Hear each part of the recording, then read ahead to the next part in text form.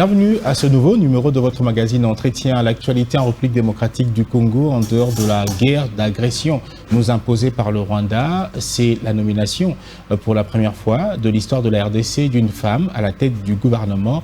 La nomination donc de la première ministre Judith Suminwa Tuluka, nommée sur ordonnance présidentielle le 1er avril 2024. Les défis à relever pour cette femme à la tête du prochain gouvernement, comment elle va se distinguer, est-ce qu'elle va le faire ou pas, la taille du gouvernement. On parle de ce sujet et bien d'autres sujets d'actualité avec notre invité. Il est membre de l'UDPS, juriste. Ici, on le prend comme acteur politique. Monsieur Giresse Sandala, bienvenue à vous. Merci.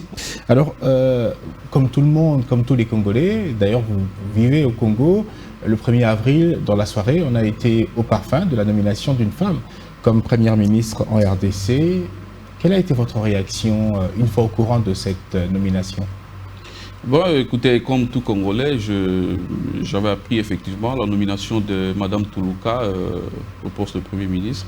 Vous savez, c'est la première femme à être nommée à ce poste-là. Vous savez, cette nomination s'inscrit dans les cadres de la valorisation du combat de la femme et nous l'avons accueilli. Maintenant, il est question de voir ce qu'il pourra donner pour les pays au regard de ce qu'elle a comme expertise, expérience. Mais sinon, il faut noter ici que le chef de l'État a voulu donner une impulsion positive, si vous voulez, dans les cadres. Au profit de la femme. Au profit de la femme. Donc, je salue sa nomination et puis je la souhaite toutes les bonnes chances. Est-ce que ce n'est pas une complaisance du chef de l'État? Parce que beaucoup disent que pour un grand pays comme la République démocratique du Congo, je ne sais pas si ce sont des personnes qui veulent minimiser la valeur ou la possibilité ou les atouts de la femme. Beaucoup disent qu'on ne devrait pas pour l'instant avoir une femme comme première ministre et que le chef de l'État a peut-être procédé à cette nomination par complaisance, vu qu'il se veut proche des femmes, vu qu'il est désigné comme champion de la masculinité positive. Est-ce que ce n'est pas une nomination par complaisance pour faire plaisir aux femmes? Absolument pas. Il ne faut pas parler de la complaisance dans la mesure où cette femme ne vient pas de la maison. Cette dame a un parcours. Nous avons tous suivi qu'elle a travaillé dans les systèmes des Nations Unies. D'abord, il faut préciser que cette femme a étudié, a fait de très bonnes études à l'étranger. Et puis, il a travaillé dans les systèmes des Nations Unies, des membres des cabinets politiques. Conseillère, d'ailleurs, il a travaillé à la présidence. Oui, il a travaillé à la présidence. Et puis récemment, elle était ministre d'État au plan. Vous savez, les ministères des plans, c'est une petite coordination. Et je me dis à ce point, il ne faut même pas parler de la complaisance. Alors, il faut peut-être juger son action au niveau du ministère des Plans. Est-ce qu'elle a, en tant que ministre des Plans, il a apporté beaucoup de réformes, il a structuré beaucoup de choses. C'est là qu'il faut se poser des questions et évaluer ce qui sera peut-être son action au niveau de la primature. Mais moi, je me dis, aujourd'hui, le choix a été totalement parfait. Maintenant, il faut laisser la dame travailler librement. Ça a beaucoup d'interférences et je suis sûr qu'elle pourra porter quelque chose d'intéressant. Vous avez parlé de son parcours. Vous pensez qu'elle peut se distinguer? Est-ce que c'est un parcours assez élogieux pour occuper ce poste-là de Premier ministre en RDC? Mais je dirais élogier bien entendu, parce que vous savez, quelqu'un qui a travaillé dans des systèmes des Nations Unies, vous le savez, vous que moi, là, il n'y a pas de complaisance. On ne va pas vous prendre parce que vous appelez Alain. On prend parce que vous avez une expérience. On se base sur un CV, votre profil, l'expérience.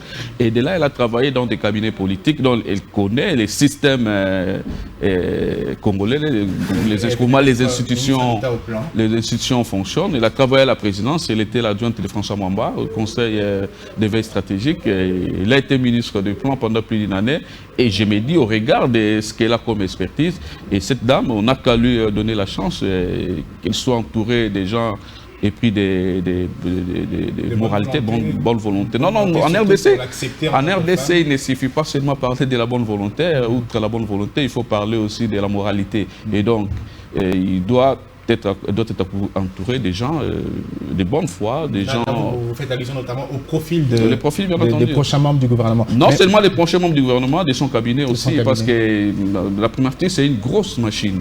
Donc, si vous avez un cabinet costaud, un cabinet composé de gens, des bons techniciens, et le boulot se fera exactement. Alors, beaucoup craignent qu'elle ne soit pas à l'aise avec notamment des vieux loups au sein du gouvernement. On ne sait pas si on aura un Vital Kamerhe qui va revenir comme membre du gouvernement, Jean-Pierre Bemba ou le professeur Modeste Bahati Lukwebo. L'on se dit que si elle est en face peut-être d'un Jean-Pierre Bemba, elle va peut-être avoir, excusez-moi le mot, un petit complexe devant une telle notoriété politique du pays. Il faut des personnes qui peuvent être en équilibre avec elle pour qu'elle soit à l'aise et qu'elle se sente chef du gouvernement. Écoutez, la nomination de cette dame à la primature m'a permis d'essayer je dirais, de mener des petites enquêtes sur elle. Et cette dame, c'est pas une dame qu'on peut manipuler, détrompez-vous. Et parlons des chefs de parti, des gens que vous citez là. Mais ces gens ont été au gouvernement. Nous devons évaluer l'action de chacun d'eux. Bemba dirigeait le ministère de la Défense. Nous devons évaluer l'action de Bemba à la tête du ministère de la Défense. Est-ce que l'action elle était positive? Si oui, pourquoi ne pas les reconduire? Il n'y a pas de problème. Madame Toulouka saura certainement se comporter en tant que Premier ministre et n'a pas à craindre Bemba. Bemba, oui, il est Bemba, mais dans le gouvernement, il est ministre. Elle est chef du gouvernement et de ce côté, il n'y a pas de problème. Moi, j'aimerais qu'on s'étale sur l'action de tous ces vieux dans le gouvernement Samba. Kamerhe a dirigé le ministère de l'économie. Nous devons évaluer l'apport de Kamerhe dans le gouvernement. S'il est positif, et on peut le maintenir, il n'y a pas de problème. Madame Toulouka, j'imagine en tout cas, il n'a pas peur de tous ces vieux, mais sinon, il faudrait qu'on les maintienne pas au gouvernement parce qu'ils sont chefs de parti, parce qu'ils ont des députés, mais on les maintient parce qu'ils ont des choses à porter, ils ont des réformes à produire. Mais sinon, écoutez, dans ces partis, il y a des gens... Au sein de leur parti, il y a du sang neuf qui peuvent apporter aussi la différence. Bien sûr, bien sûr. Il n'y a pas qu'il faut, en tout cas, caricaturer de choses. S'ils sont compétents, ils ont bien fait le boulot, on les maintient, il n'y a pas de problème. Mais si les rendements n'ont pas été à la hauteur, écoutez, les partis politiques n'appartiennent pas à ces présidents, mais c'est un patrimoine. Et au sein de ces partis, on trouve des gens beaucoup plus expérimentés qui peuvent faire des boulots plus que même les chefs des partis. Donc moi, je pense que nous devons voir chacun, de manière tout à fait isolée, l'apport de chacun d'eux et ceux qui se comporteraient à bon élève, en tout cas, pourquoi pas les maintenir. Le prochain gouvernement, les défis à relever dans le secteur de transport notamment, dans le secteur de la sécurité, beaucoup de choses à faire. Est-ce que vous avez peut-être des orientations à donner au prochain gouvernement? Quelques priorités selon vous? Bon, écoutez, les orientations, je ne sais pas, mais les idées, je veux bien. Bien sûr. Mais écoutez, ce qui est prioritaire maintenant, c'est de pacifier les pays. Vous savez, avec la guerre, on ne saura pas développer travailler. Le pays. Et donc, tout l'argent d'ailleurs va au profit de l'effort de guerre. Il faut absolument que les prochains gouvernements s'attellent à mettre fin à la guerre. Je dirais que ce n'est pas facile, mais avec l'apport de tout le monde, les soutiens de l'accompagnement du peuple congolais, on peut y arriver. Et outre la guerre, mais il y a beaucoup de défis, notamment la réduction des trains de vie des institutions. Je l'ai toujours dit, nous sommes un pays pauvre, mais malheureusement, on trouve des gens avec des salaires diaboliques, si vous voulez. Donc, comment voulez-vous un pays comme la RDC, ça frustre même. Bien entendu, un pays comme la RDC, vous avez 70% de nos revenus sont affectés au fonctionnement des institutions. C'est de la folie. C'est la folie. Un député qui toucherait 21 000, aujourd'hui on parlerait de 33 000, comme ça. Bon. Mais ils ont démenti. Bon, je suppose que ça soit vrai, mais en tout cas la dame doit travailler pour réduire la taille du gouvernement. Et un gouvernement justement, parlant de la taille, de 45, moi je dis 45 personnes. 45 personnes. 45 personnes serait idéal. Et avec des frais de fonctionnement raisonnables et en renforçant les systèmes éducatifs.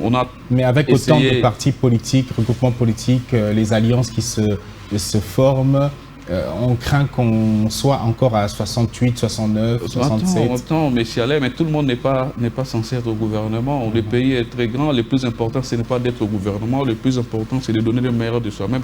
Au profit du développement. Oui, bien entendu. Mais écoutez, nous avons des entreprises publiques.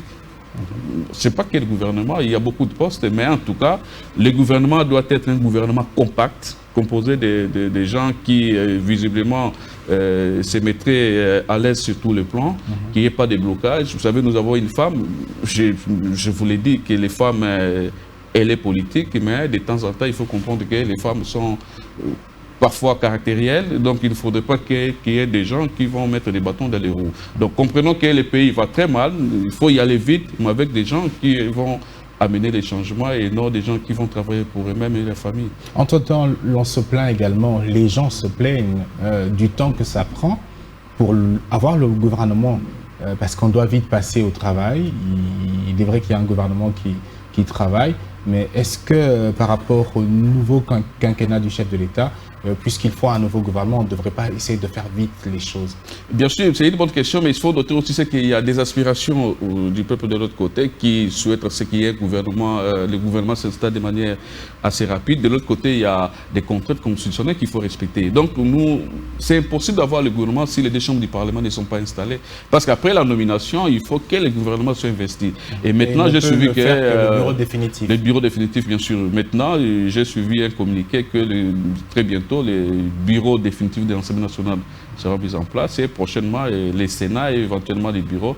Et après, à ce moment-là, le gouvernement sera installé. Mais de toute façon, il n'y a pas un vide juridique. Il y a un gouvernement qui travaille correctement.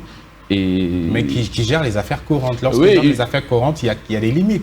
Il y a un communiqué de la présidence qui a donné les détails de... Tout à fait. Il y a un communiqué de la présidence, mais il faut noter ce que le directeur du cabinet Niembo avait expliqué à tous les membres du gouvernement, même les chefs d'entreprise publique, que lorsqu'il y a des questions qui nécessitent des grandes décisions, il faut recourir à la présidence. Il y a toujours des autorisations écrites, bien entendu, qui sont données. Donc le pays ne s'arrête pas. Un gouvernement qui travaille correctement et de l'autre côté, laisser Mme Toulouka continuer ses consultations pour que nous ayons un gouvernement responsable. Dès que au niveau du Parlement, tout sera mis en place et puis le gouvernement sera installé. Il y a eu le secrétaire général Kabouya de l'UDPS, nommé comme informateur, qui a fait un rapport qui n'a pas été apparemment satisfaisant ou apprécié, mais incomplet. Il est allé à nouveau travailler comme informateur.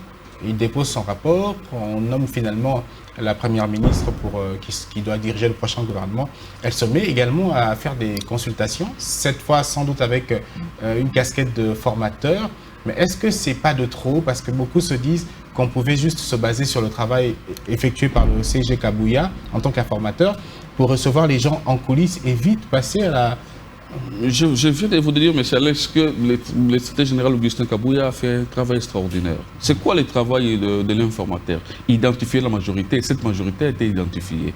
Et il a échangé avec les différents chefs des partis politiques et regroupements, et il a transmis les rapports au président. Certainement, c'est sur base de ces rapports que Mme Toulouka consulte. Et donc, c'est une suite logique. Mais vous voulez aussitôt nommer que nous avons le gouvernement. Même si le gouvernement sortait aujourd'hui, ce gouvernement ne va pas travailler. Parce qu'avant que ce gouvernement travaille, il faut investir au Parlement. Nous avons un bureau provisoire. Donc, j'invite les Congolais à prendre l'air en patience. Donc, vous pensez que ça serait mieux d'attendre d'abord que l'installation du bureau définitif? On n'attend pas. Mme Toulouka consulte et de l'autre côté, le bureau se met en place. Et une fois le bureau se met en place, on aura le gouvernement installé, puis ils vont commencer à travailler. Et donc, c'est vrai, il y a des aspirations. Les gens, en tout cas, souhaitent à ce que nous ayons un gouvernement, parce que ceux qui sont là, ils savent qu'ils sont partants. Et bon, il y a peut-être un sentiment de découragement, ce qui est tout à fait normal, mais de l'autre côté, il y a des contraintes constitutionnelles qu'il faut absolument respecter. Contraintes constitutionnelles, mais également des contraintes dues à la gourmandise des politiques congolais, qui pour le gouvernement, qui pour avoir 2-3 portefeuilles, qui pour le poste de président de l'Assemblée nationale, premier vice-président, ça bloque la machine, vous devrez le reconnaître. Écoutez, je vous laisse avec vos allégations. Ce que moi je sais, quand on est en politique, on ne se fait pas de cadeaux. Vous avez le président Kamere qui est le président de l'INC, et il mouille les maillots pour son parti, il met les moyens. Bon, écoutez, tout à fait normal que lorsqu'il y a, je ne dirais pas partage des gâteaux, partage des responsabilités qui va au grain. Mais ce qu'il faut noter, c'est que ce sont des pratiques, je dirais, traditionnelles dans un pays où on est dans un système proportionnel où lorsqu'il y a élection, les forces au niveau de l'Assemblée, c'est frites. Donc c'est comme ça. Donc moi je voudrais tout simplement inviter les Congolais à être sereins. On aura ce gouvernement, mais il faudrait que nous puissions envoyer un gouvernement responsable. Un gouvernement, gouvernement une fois mis en place, que ça n'apporte pas beaucoup de soucis, mais plutôt un gouvernement qui aura la mission de résoudre des problèmes. Imaginons qu'on a un gouvernement, après 2 mois, il y a une crise au Parlement, et puis ce gouvernement est et des faits. Et vous voyez ce que ça donne. Donc, laissez Mme Toulouka travailler. Il travaille, je l'ai dit ici sur base du rapport que l'informateur Kabouya avait transmis au président. Vous dites que les Congolais doivent être patients, mais ils ont aussi le droit de mettre la pression. Et bien entendu, la pression, je venais de dire tout à l'heure qu'il faut cette pression. La pression, elle est légitime, mais il y a aussi des contraintes constitutionnelles qu'il faut respecter. On ne sort pas un gouvernement alors que le bureau n'est pas installé. Ça va faire quoi? Rien du tout. Donc il faut laisser les parlements. On ne peut pas non plus nommer un Premier ministre sans qu'il y ait un informateur qui consulte pour détecter la majorité. Non, c'est normal qu'il y ait un informateur parce qu'il n'y a aucun parti qui avait la majorité absolue. Donc le président s'est conformé à la Constitution. Kabouya a fait un travail extraordinaire et sur base de ce travail, je précise que Mme Toulouka travaille. Elle a dit aux politiques, ne me faites pas perdre trop le temps et je vais y aller vite. Au niveau du Parlement, il y avait Mbosso qui essayait de traîner les pas, on l'a rappelé à l'ordre, les choses bougent. Je pense que dans 1 ou 2 semaines... Lui également qui voit ses intérêts à lui, qui veut rester peut-être président de l'Assemblée nationale. Et pour donner quoi? Qui n'a pas encore donné. Pour donner quoi? Il estime qu'il travaille mieux au profit du chef de l'État. Il gère bien le Parlement, l'Assemblée nationale. Il faut arrêter ces conneries. Le Parlement, c'est l'Assemblée nationale, si vous voulez, c'est une institution éminemment politique et doit avoir, à mon avis, quelqu'un qui a assez d'énergie. Mbosso, c'est mon vieux. Il a fait son temps. Moi, je pense que logiquement, il peut très bien s'asseoir. Il doit se reposer. Et observer. Mais c'est quelqu'un qui a beaucoup d'expérience, beaucoup d'intelligence. Moi, je pense qu'on va le consulter à tout moment. Il peut rester sage bien sûr, c'est bousculé à son âge pour gérer le Parlement, l'Assemblée. Bon, écoutez, l'élégance n'est pas donnée à tout le monde. Sinon, moi, à sa place, je me reposerai. Alors, il y a une question que je vais vous poser, peut-être qu'une question gênante. Vous êtes membre de l'UDPS. Il y a beaucoup de photos qui circulent où on a vu la Première ministre, on a vu autrefois les membres du Présidium de l'Union Sacrée de la Nation aller vers la mère biologique du président de la République. Ce sont des photos qui sont commentées un peu de part et d'autre. La majorité des gens qui commentent ces photos se disent un peu déçus. On pense ces rencontres devraient se faire, ne devraient pas être des rencontres politiques, des rencontres peut-être de courtoisie, puisque la mère biologique du président est encore en vie. C'est une femme qui a de l'expérience, qui a une histoire à raconter, puisqu'elle a vécu aux côtés de son homme, les emprisonnements de son homme, les descentes de terrain, tout ça, mais elle ne devrait pas s'afficher comme une autorité morale de la RDC et recevoir les gens, et des photos, le ticket à la course au gouvernorat pour Kinshasa. On voit Daniel Bumba notamment qui s'affiche aux côtés de Maman Marthe Kassalou. Ça gêne un peu, vous ne trouvez pas? Bon, écoutez, ça gêne. Moi, je dirais non. Vous savez, moi, je suis fondamentalement libéral. On ne doit pas refuser une frange des Congolais qui, lorsqu'ils ont des ambitions et qui souhaiteraient rencontrer la mère biologique du chef de l'État, que celle-ci serait dotée de beaucoup de compétences ou de sagesse à donner, il n'y a pas de problème. Mais lorsque on publie, est-ce que c'est Maman Marthe qui demande à ces gens de publier? Je ne pense pas. Vous voulez rencontrer Maman Marthe pour... Elle peut refuser les photos. Non, écoutez, les gens ils viennent chez vous et ils souhaitent vous prendre des photos, vous allez dire non, arrêtez, non.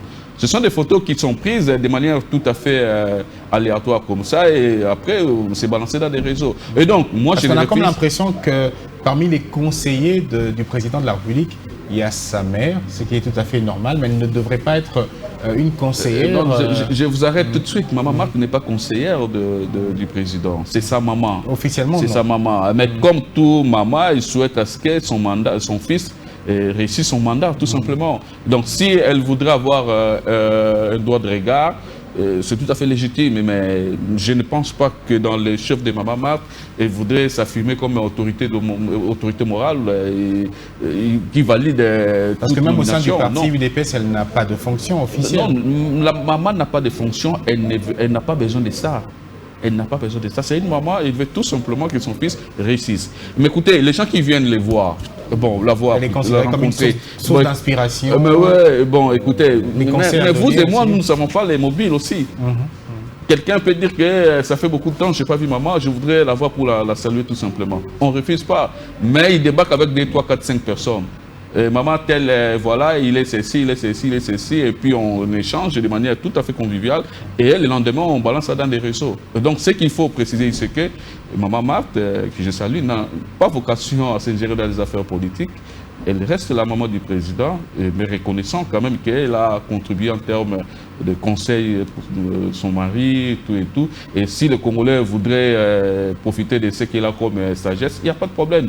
Mais vouloir l'insérer dans la vie politique, ce serait impoli. De toute façon, loin de moi de comparer l'UDPS au kimbanguisme, mais aujourd'hui même l'épouse de Simon Kimbangu est quand même vénérée. Elle est citée comme une source d'inspiration pour beaucoup de kimbanguistes qui parlent de Maman Mouilou.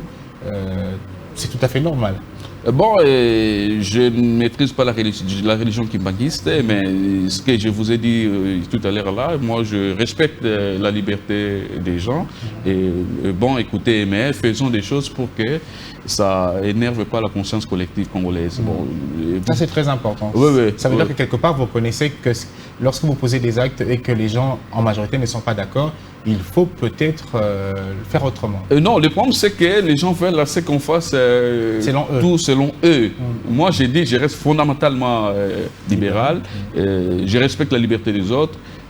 J'ai essayé de circonscrire les visites auprès de Maman Marthe et j'ai précisé ici que la Maman Marthe n'a pas vocation à faire la politique. Elle est la maman mère biologique du chef de l'État.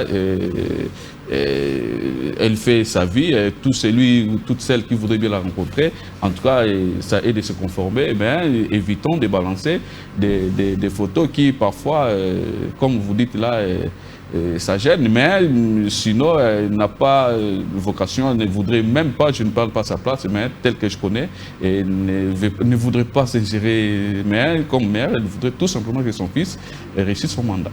L'actualité, c'est aussi les activités de l'AFC, Alliance Fleuve Congo, avec Corneille Nangaa, ancien président de la CENI, qui déjà se citant comme coupable parle d'une corruption lors des élections de 2018. Il se dit Félix Tshisekedi ne devrait pas être au pouvoir. J'ai participé à un montage pour qu'il soit président. Je suis déçu. Je dois le faire partir. Il décide d'aller s'allier au M23, qui est un mouvement supplétif du Rwanda. Et on l'a vu à Rutshuru, Corneille Nangaa qui se présente désormais comme un chef d'un mouvement rebelle. Comment analysez-vous la situation? Bon, écoutez, Alain, si réellement Corneille Nangaa et qu'il a effectivement affirmé qu'il avait participé au braquage électoral de 2018 et que c'est lui qui serait l'auteur de ce montage pour que le président Tshisekedi soit à la tête du pays et qui se rassure que ça ne restera pas impuni. Qui se rassure là où il est, que ça ne restera pas impuni. Tôt ou tard, il paiera de ce qu'il a fait. Deuxième chose. Pas payer, mais juste prouver ce qu'il affirme. Non, mais avant même d'abord. Attends, lui, il a parlé. Il dit qu'il est l'architecte. Mais moi, je lui dis aujourd'hui qu'il se rassure que ça ne restera pas impuni. On ne trahit pas le destin de tout un peuple. Ça ne restera pas impuni et que tôt ou tard, il paiera de ça. Et maintenant, il fait la rébellion. Pourquoi? Nous savons aussi que Corneille Nangaa, en tant que président de la CENI, il n'est pas un Congolais superbe ou un Congolais extraordinaire, mais il y a des Congolais beaucoup plus doués, beaucoup plus intelligents, beaucoup plus, comment je dirais, futés. Oui, mais qui n'ont pas eu ce que Nangaa. Il veut quoi? Il veut quoi finalement? Il veut quoi? Et bon, moi, ce que je peux dire à ce sujet, c'est que nous avons voulu reconstruire le pays sur base de principes, sur base de valeurs. Donc, vous voulez diriger le pays, nous avons des élections, démontrez votre intelligence, démontrez votre magie à pouvoir transformer le pays, et cette magie doit se transformer à votre sujet lorsque le peuple votera à votre faveur. Vous voulez maintenant le pouvoir... Ça ne peut que se passer au terme des élections. Ça ne peut que se passer au terme des élections. Nous avons une constitution qu'il faut protéger. Nous avons une constitution qui organise l'accession au pouvoir. Donc je vois très mal que les Congolais, lorsqu'ils se sentent lésés, qui font recours aux armes. C'est illogique, c'est pas élégant. Mais écoutez, les Congolais ne sont plus dupes.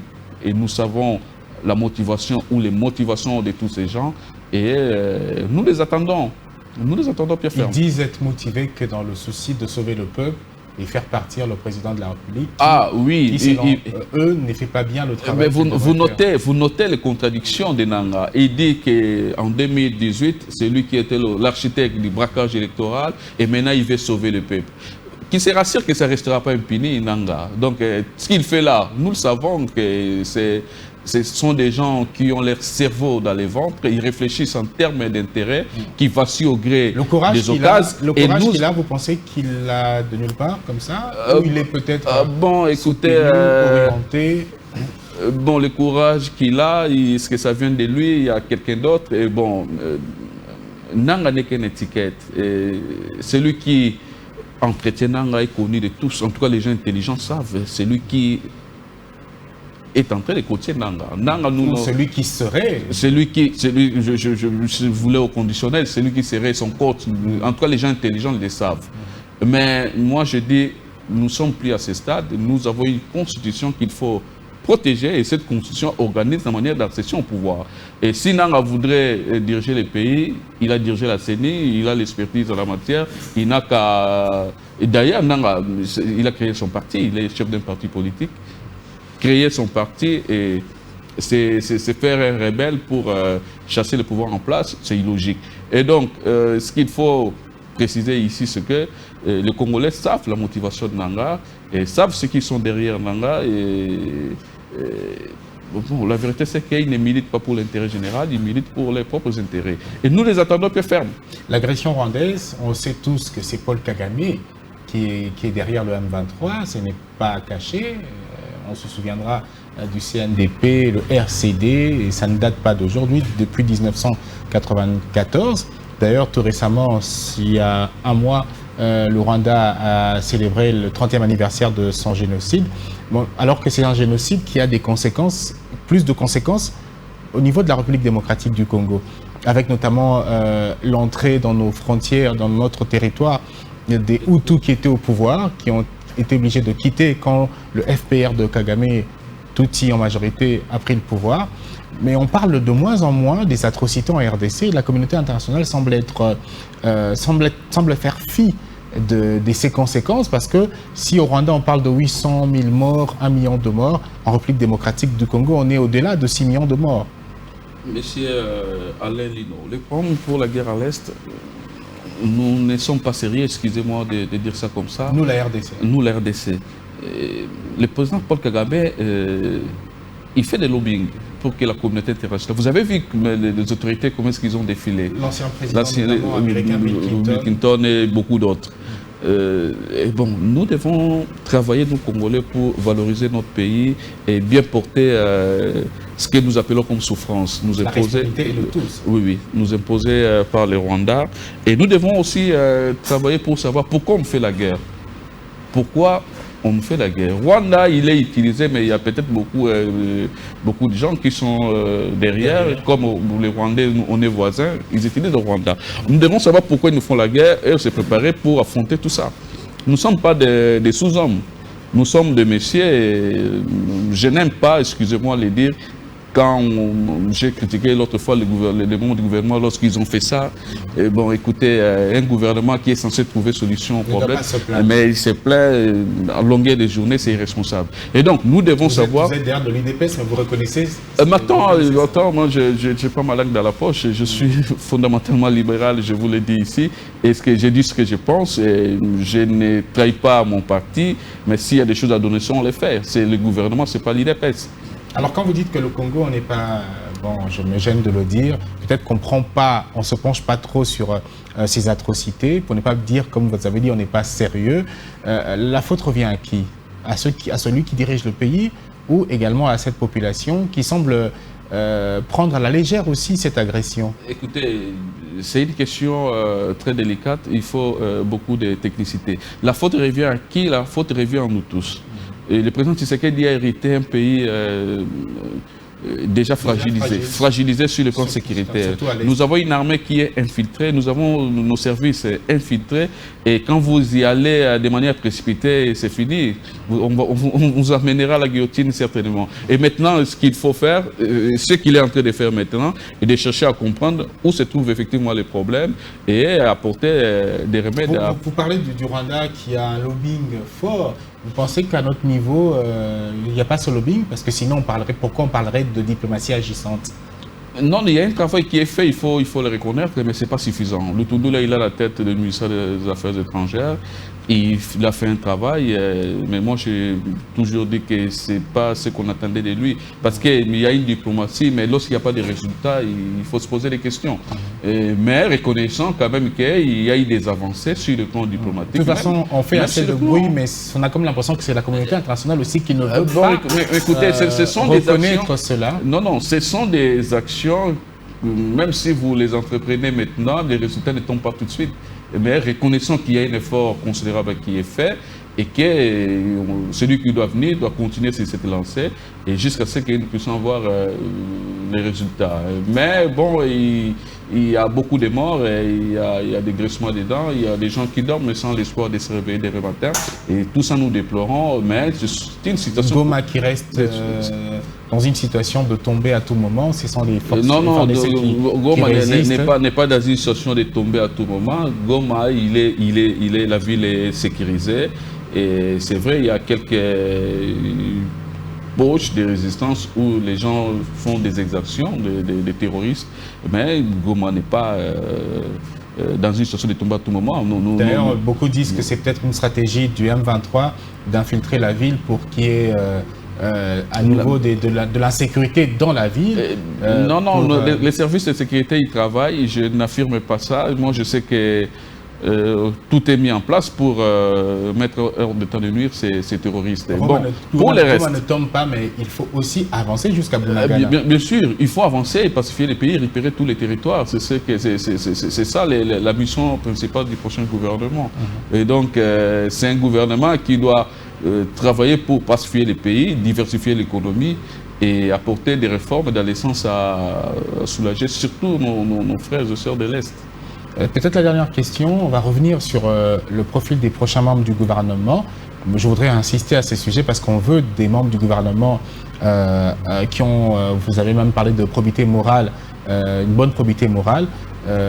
Est-ce que vous pensez que la Première ministre devrait insister sur ça en dehors du CV qui reprend le parcours de chacun? Écoutez, les CV en RDC, les CV, quand vous dites CV, je fais allusion au niveau de TID, l'expérience, la compétence. Je serais quand même sur le point de vous étonner. Pour moi, ça porte peu, ça importe peu, j'allais dire.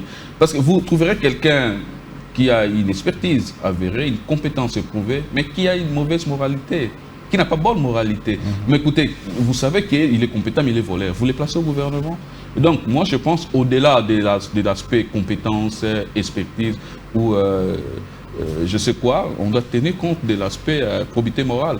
Nous avons dans ce gouvernement des gens qui se sont comportés à bon père de famille, des gens qui ont fait preuve à la fois de la technicité, de la moralité. Ils sont là, ce sont des gens qu'il faut compter. Je parle du ministre Liaou, tout le monde en parle maintenant, je lis même quand on fait sondage, mais il est reproché de rien. Sur le plan probité morale, il n'a même pas sa main dans la caisse de l'État, il a apporté des réformes, il a mobilisé les Congolais pour fiabiliser les fichiers paye. Pour beaucoup d'ailleurs, c'était lui qui allait être Premier ministre. Bon, ça c'est le pouvoir discrétionnaire des chefs, il n'a pas voulu que ce soit lui, gloire à Dieu, c'est pas un problème. Mais l'important pour lui, je ne parle pas à sa place, c'est de servir les pays. Donc voilà, il n'est pas le seul, il y a bien d'autres qui sont dans le gouvernement et qui se sont comportés de cette façon. Donc, tablons sur des gens qui vont apporter des choses et non pour des gens qui ont des charges politiques qu'il faut résoudre, des gens qui vont chercher l'argent pour préparer les élections, des gens qui ne voient que les élections. Donc je dois être au gouvernement parce que je dois financer la campagne de mon parti. Donc il est déjà là pour financer la campagne de son parti, il n'est pas là pour faire avancer les choses. Tu vois ce que ça fait. Donc Madame Toulouka, j'imagine en tout cas, il réfléchit de cette façon. Merci à vous.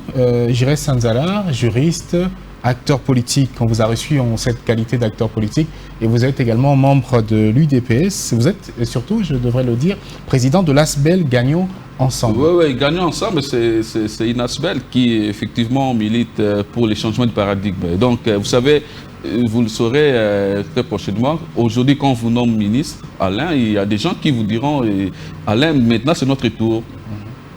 C'est notre tour, ne faites pas des blagues, c'est notre tour. Donc nous voudrons, c'est qu'une fois au gouvernement, qu'on travaille pour l'intérêt général. Donc c'est ça, gagnons ensemble. Nous devons travailler pour qu'on gagne ensemble. Donc nous disons, nous avons un principe qui dit la richesse ou les bonheurs positifs lorsqu'il est partagé par l'ensemble de la communauté. Ça ne sert à rien d'avoir des millions alors que les gens qui vous entourent sont très pauvres. Il y a des Congolais qui aiment ça pour que les autres viennent toujours vers lui pour... Justement, c'est dans ce cadre-là que nous souhaitons que ces paradigmes changent et que désormais, une fois au gouvernement, et que les gens travaillent pour l'intérêt général. Parce que nous le voyons, tu as un peu plus de moyens dans la famille, et que tous sont pauvres, mais tu te réveilles le matin, tu vois 5-6 personnes, ils t'attendent. Et donc, ça ne sert à rien d'être riche alors que les gens qui t'entourent sont très pauvres. Donc, encore qu'un jour ou l'autre, vous êtes riche aujourd'hui, demain, vous serez pauvre. Vous l'avez dit. Une personne que vous aidez peut, en ce moment-là, vous aider. Vous l'avez dit. Surtout maintenant, dans les cas d'espèce, il s'agit de la Res Publica et travaillons, et les pays nous appartiennent tous. Travaillons pour la redistribution équitable des revenus nationaux. Ça ne sert à rien d'avoir un député qui toucherait 21 000 et un enseignant qui a à peine 300 ou 150 $. C'est pas normal. C'est pas normal. Le président de la République devrait travailler à ce sujet. Le président de la République, vous le dites, mais moi je voudrais que Mme Toulouka puisse se pencher sur cette question.